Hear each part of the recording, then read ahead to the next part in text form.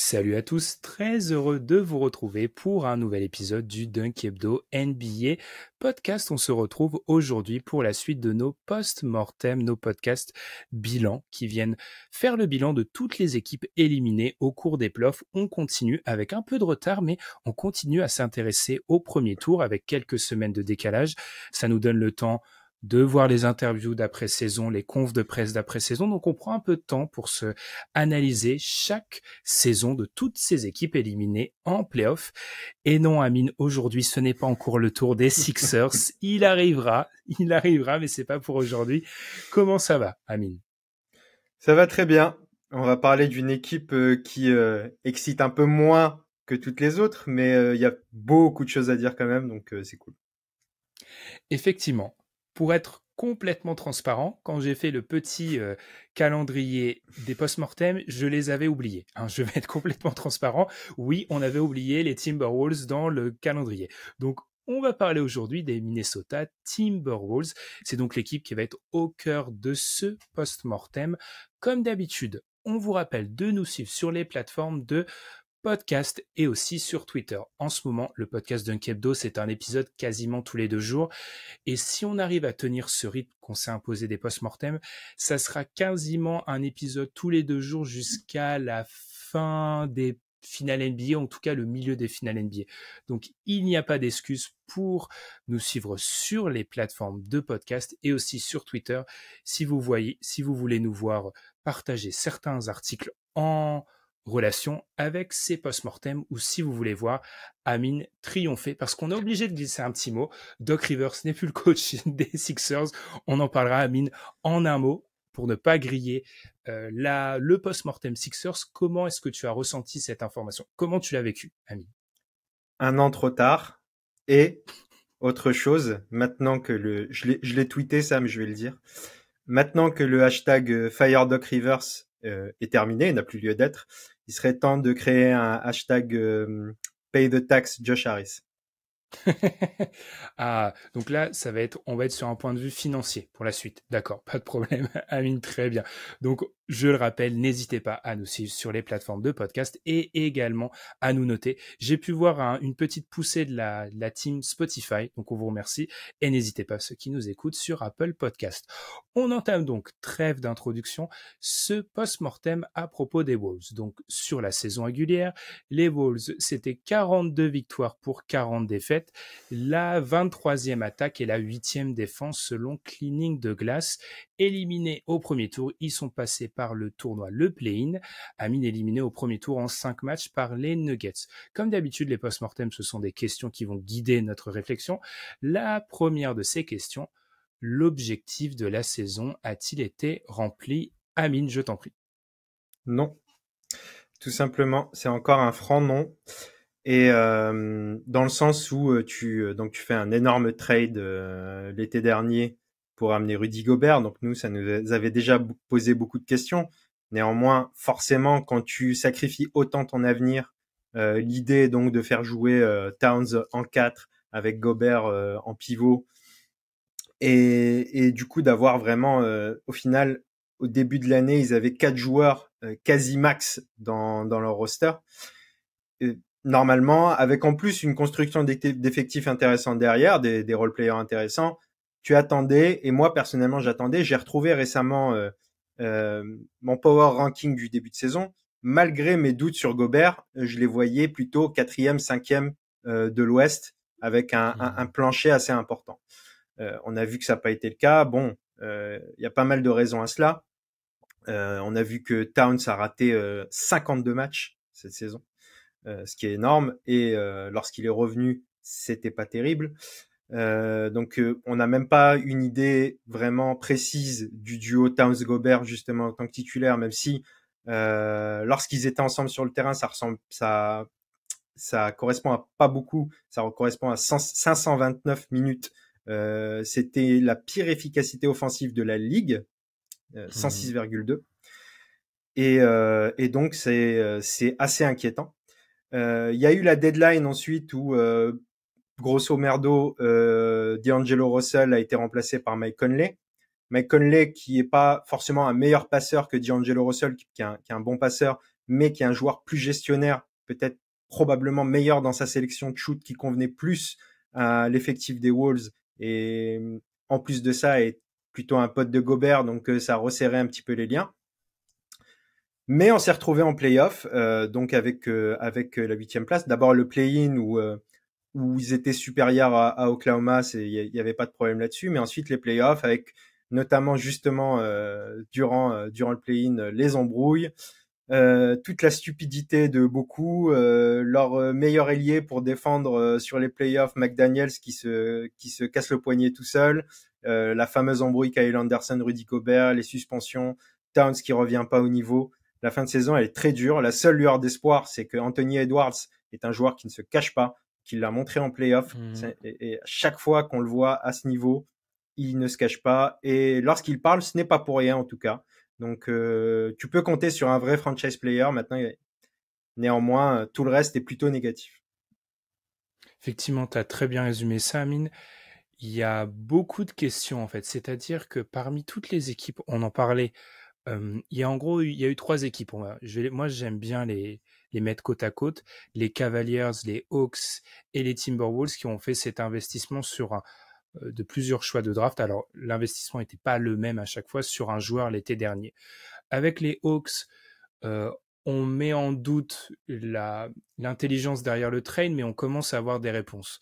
Du côté des Cavs, il y a des questions qui se posent sur la post-season, mais il y a eu des réponses qui ont été apportées sur la saison régulière. C'est vrai que quand on regarde les Wolves dans ce triptyque-là, c'est la partie qui nous laisse le plus pantois, quoi. C'est-à-dire que l'association Gobert, Towns, tu l'as dit, Amine, Towns a été blessé et on va y revenir. Towns commence à se blesser de plus en plus. Ça fait 4 saisons qu'il rate beaucoup de matchs, Karl Anthony Towns. C'était pas probant. Alors défensivement, il y avait une assise, mais quand tu l'as bien dit, hein, le 106.2, ça serait ramené aux équipes NBA, ça serait la pire attaque NBA en fait. Ramené à toutes les équipes NBA si on met en avant le moment où il y avait Towns et Gobert ensemble sur le terrain. Il y a cette association-là, il y a eu des problèmes dans le vestiaire. D'Angelo Russell, clairement, quand il a quitté l'effectif, a expliqué qu'il se sentait pas bien à l'intérieur. Donc, il y a eu beaucoup de choses et c'est vrai que tout cela, moi, ça m'amène à retourner en arrière et à me dire, bah, c'était quoi l'objectif, en fait, de la saison, concrètement? J'ai relu le Media Day, quelques déclats d'avant-saison. J'ai du mal à comprendre ça. Quand j'entends Karl Anthony Towns qui me dit « Ah oui, on joue le titre », bon, je pense que c'est une posture, comme beaucoup de joueurs. Mais tu vois, quand il définit la saison comme un échec, lui aussi, quand il dit qu'on jouait le titre, bon, je pense pas que tu jouais le titre vraiment, mais c'était quoi, en fait, aussi l'objectif de la saison, en fait? C'est ça, Amine, aussi, que j'ai du mal à comprendre. C'était quoi? C'était avantage du terrain et peut-être passer un tour? Moi, j'ai du mal à croire que c'était vraiment ça l'objectif. Tu sacrifies pas autant ton avenir dans l'immédiat après une saison dernière qui était justement encourageante avec des choses qui laissaient percevoir quelque chose de positif. Je pense que c'était un move qui était un peu dans le même esprit que celui qu'a fait les Cavs, c'est-à-dire ajouter la pièce qui va te permettre d'élever ton plancher. Je pense effectivement que le titre c'était une posture, mais je pense qu'en deçà d'une demi-finale de conf, ça reste un échec je pense que c'était minimum demi-finale de conf dans l'idée pour cette saison des Wolves. Progresser par rapport à l'année dernière. Je comprends. Parce que je t'avoue que moi, je partais de ce principe-là, puis je me suis refait l'historique des Wolves et c'est une franchise qui a participé 11 fois au playoff de son histoire, qui a passé le premier tour qu'une fois. On en parlait dans la conversation ensemble avec un KG MVP. C'est clairement une équipe qui est abonnée au premier tour des playoffs et je me demandais si tout simplement retrouver ce goût des playoffs 2 saisons de suite, c'est maigre hein, pour ce qui avait été échangé, mais il y a toujours cette question qui se pose. On a parlé d'Anthony Edwards. Moi, c'est aussi ce qui m'amène à me poser beaucoup de questions, c'est cette association Edwards-Gobert, parce qu'on va y revenir. Il y a des rumeurs autour de Karl Anthony Towns, il faudra en parler, son avenir du côté de Minnesota, mais globalement, tu as fait ce fort investissement pour Rudy Gobert et Anthony Edwards est ton meilleur jeune joueur. Donc, l'association entre les deux est extrêmement importante. C'est pas anodin que récemment, Anthony Edwards ait déclaré qu'il a commencé sur la fin de saison à faire confiance à Rudy Gobert. Parce que moi, je me suis intéressé aux stats, Amine, parce qu'à chaque fois que je regardais les Timberwolves, je me disais, mais Edwards ne fait jamais de passe à Gobert, en fait. Donc, j'ai été regarder les minutes. Donc, en termes de minutes jouées, Edwards était le joueur qui a le plus joué du côté des Wolves, était numéro 2 en NBA. C'est un mec qui joue énormément, on l'a dit. Jaden McDaniels était numéro 2, Rudy Gobert était numéro 3. Donc, Anthony Edwards et Rudy Gobert ont beaucoup joué ensemble. Ils ont joué au total 1528 minutes ensemble. J'ai comparé ça à Naz Reid, qui est le backup de Rudy Gobert. Donc, Naz Reid, c'est 807 minutes. Donc, 1528 d'un côté, 807 de l'autre. Donc, on est sur presque du simple au double.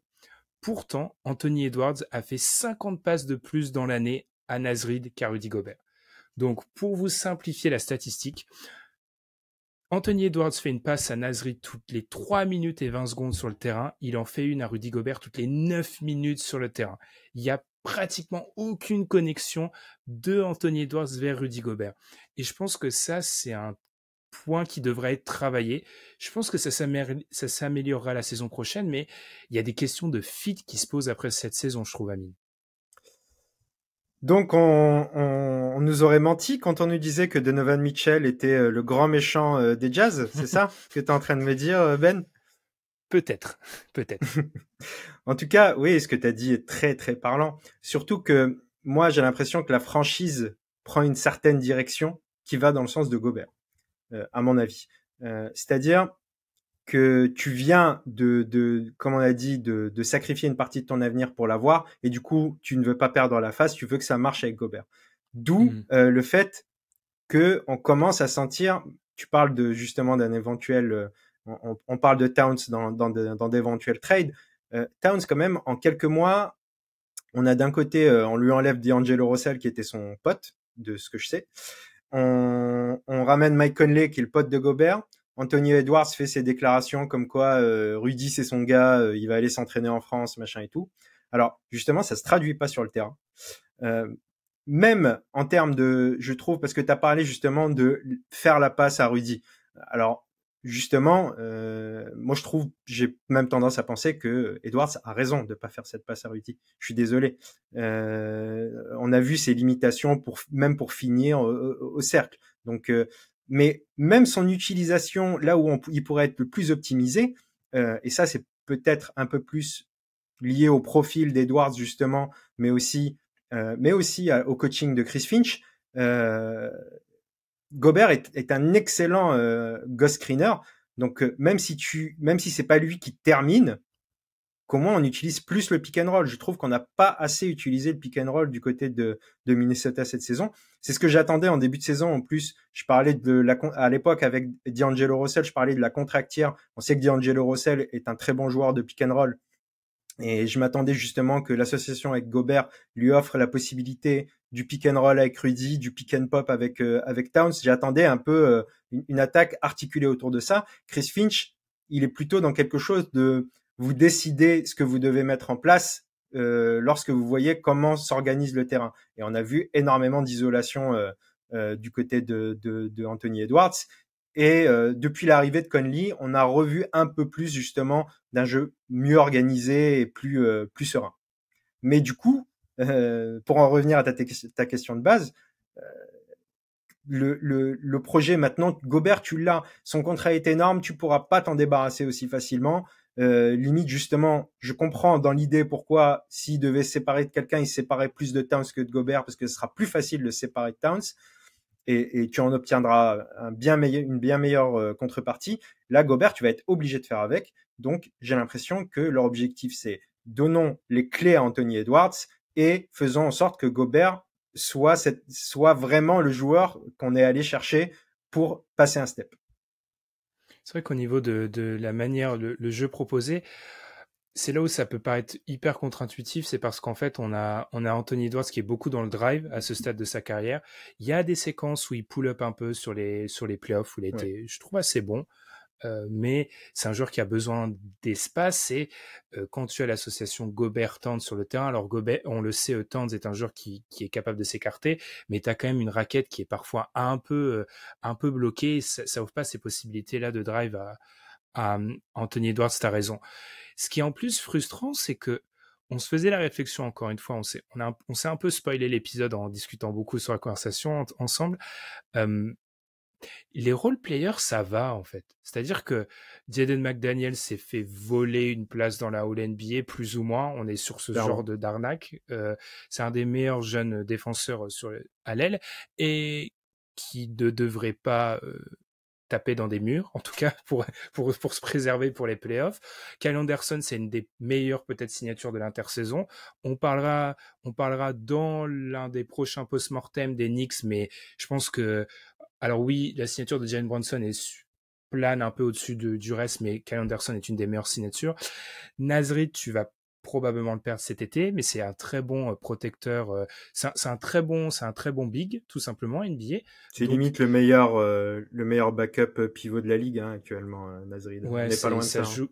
Ouais, ça joue avec lui au Congo. Enfin, c'est un des tout Mm. meilleurs à ce poste-là. T'as les role-players, en fait. C'est juste. Et tu l'as dit, Mike Conley qui a amené de la sérénité, qui a été assez efficace au tir sur sa campagne. Donc, ils ont les ingrédients autour. C'est l'association entre les trois plus grands qui pose question.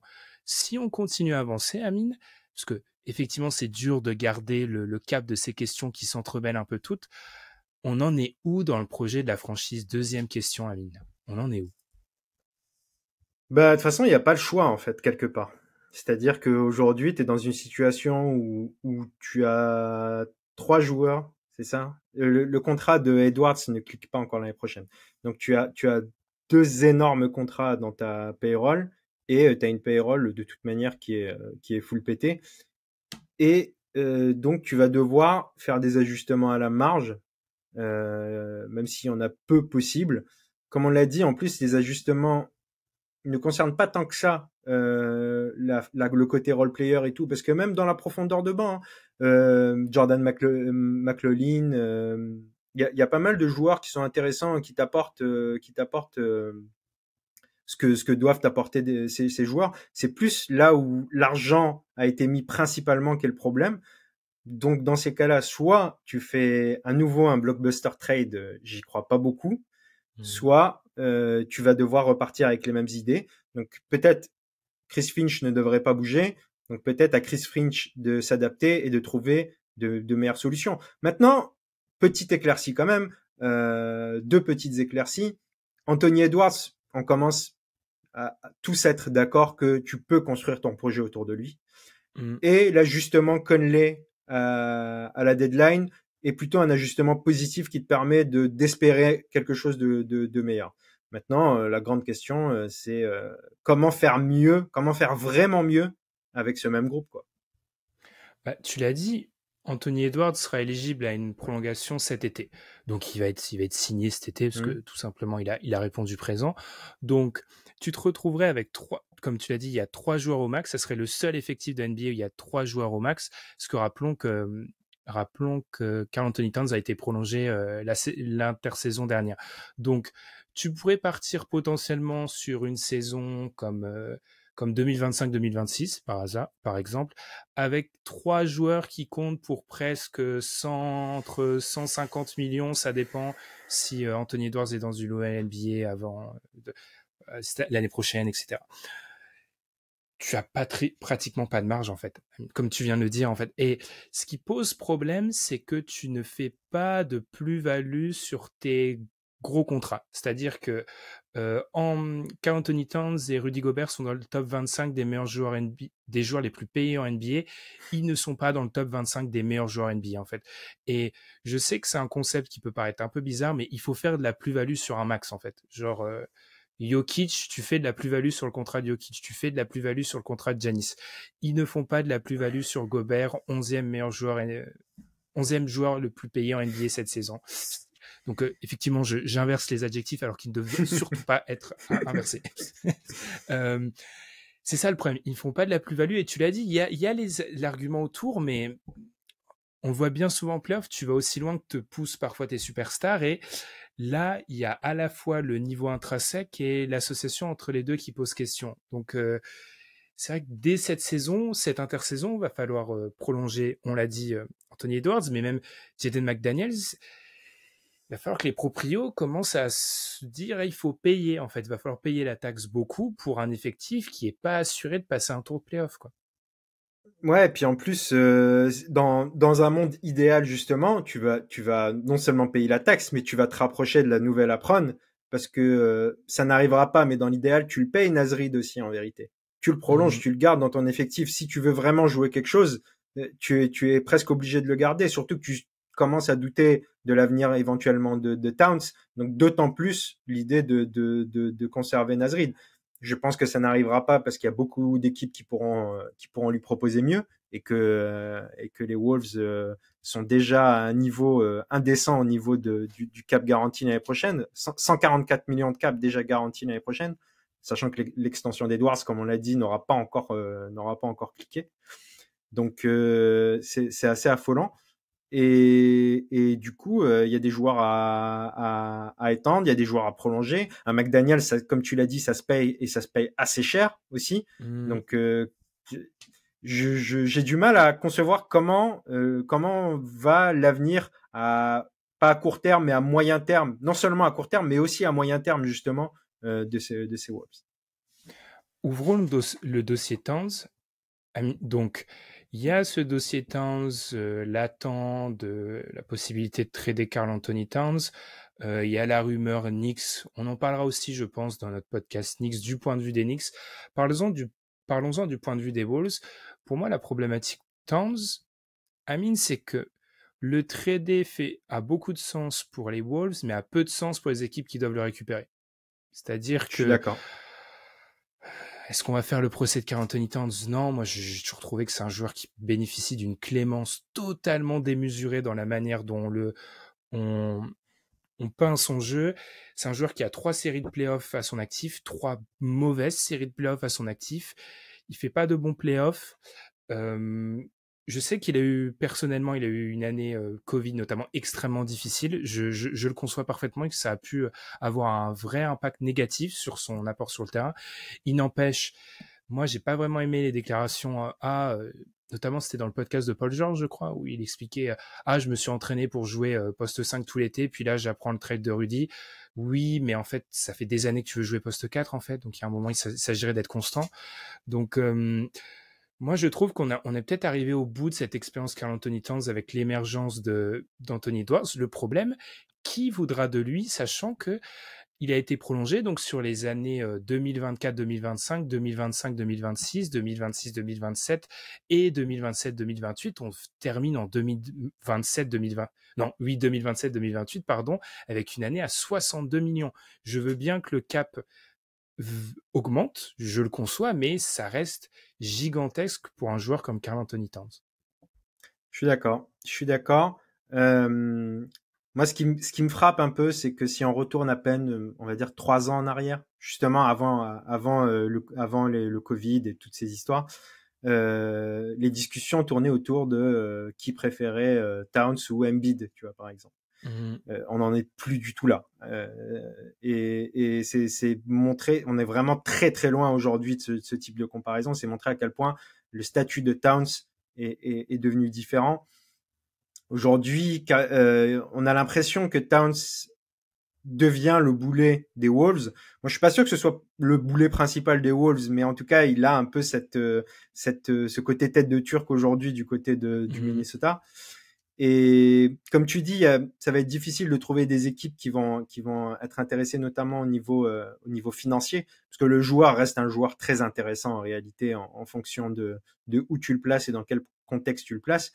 J'imagine peut-être des équipes justement qui sont un peu désespérées, qui ont besoin de retrouver ce niveau plancher, qui pourraient être intéressées si, mais dans le cas où vraiment les Wolves veulent vraiment s'en débarrasser, c'est beaucoup de choses qui rentrent en jeu. Tu vois, par exemple, un Portland qui cherche à tout prix à entourer Lillard depuis beaucoup trop longtemps, ça Mmh. peut-être les intéresser de tenter le coup Towns parce qu'ils n'arrivent pas à trouver le mec à côté de qui à côté mettre Lillard. Il est là. Mmh. Mais mais ça reste compliqué et ça va beaucoup dépendre de comment les Wolves vont se comporter avec lui finalement. Si on continue à avancer, du coup, est-ce qu'on reste en statu quo, Amine? Est-ce que c'est ça la conclusion? C'est-à-dire que on a vécu une saison décevante. Alors, il y a eu les blessures, bien évidemment. On a perdu, les Wolves ont perdu Karl Anthony Towns pendant une grande partie de la saison, on l'a dit. C'est ça, on se donne une deuxième chance. Moi, je pense vraiment qu'ils vont probablement se donner une deuxième chance quand on regarde les déclats du proprio, etc. Ils semblent partis pour rester intacts avec peut-être des pertes de certains role-players. Mais alors, l'année 2023-2024, elle devient titanesque pour eux.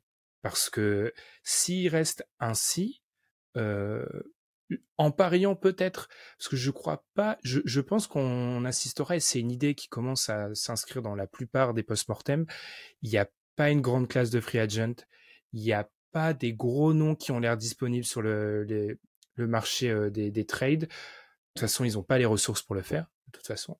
Et Karl Anthony Towns, en l'état, avec son contrat et la déception et son âge, en fait, parce qu'il faut arrêter de parler de Karl Anthony Towns comme un jeune joueur. Il est dans sa 28e année, maintenant. Il aura 28 ans en novembre.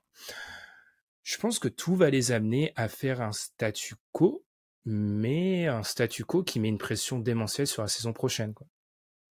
Ouais, totalement.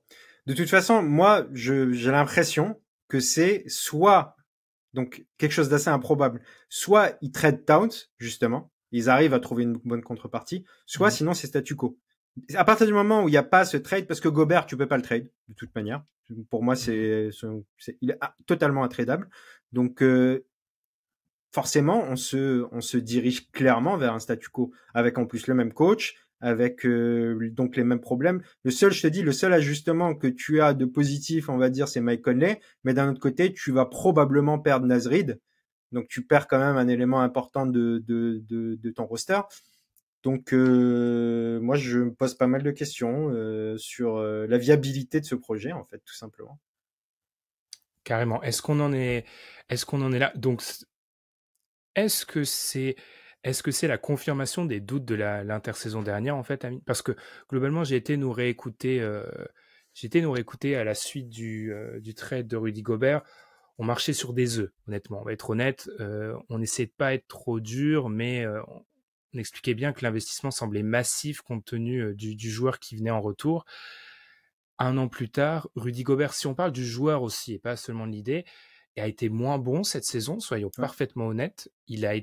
Ça reste un très bon protecteur de cercle, mais en fait, l'idée, le package que tu as envoyé à Utah, c'est un package de défenseur de l'année plus, en fait. Tu as envoyé ça, et en essayant de te convaincre en plus que certaines limitations qu'on a vues en playoff, moi je précise, pour pas que la team analytique s'énerve, pour moi les limitations en playoff sont offensives. Pas défensivement, je pense que c'est bon. C'est offensivement, en fait. Regardez le dernier carré des playoffs à l'heure actuelle.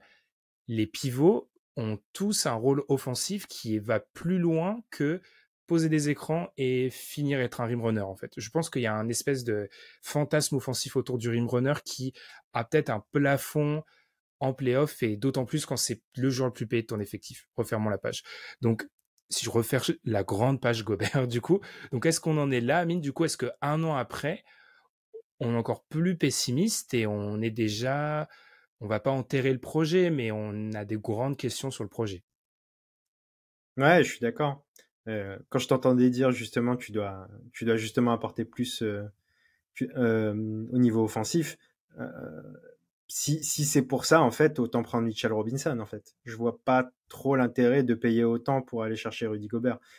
Dans le sens où, oui, c'est un défenseur plus élite, même si cette année, comme tu dis, même en défense, on est sur une saison moins bien que les précédentes.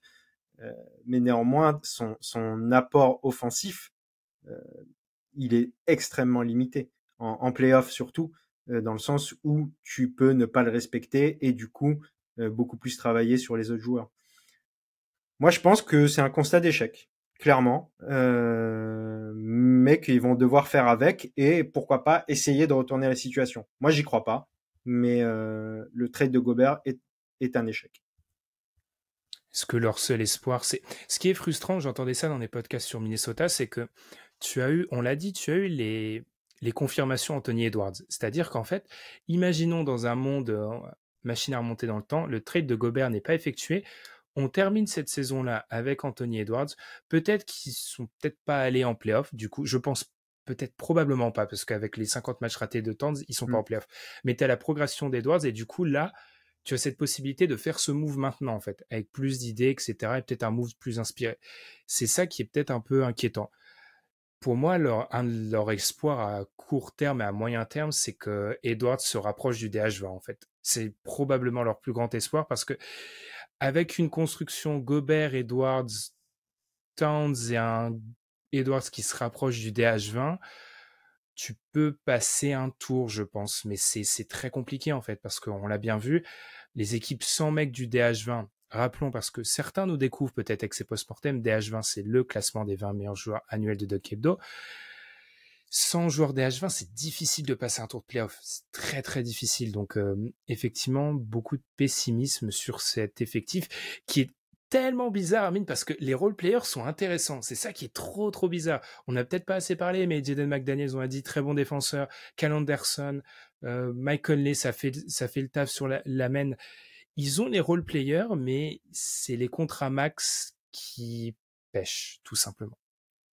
L'autre espoir aussi qui n'arrivera pas forcément tout de suite, tu viens de dire, on n'en a peut-être pas assez parlé, notamment de Jaden McDaniels, c'est un petit espoir qui est ce développement offensif qui en fasse plus qu'un role player.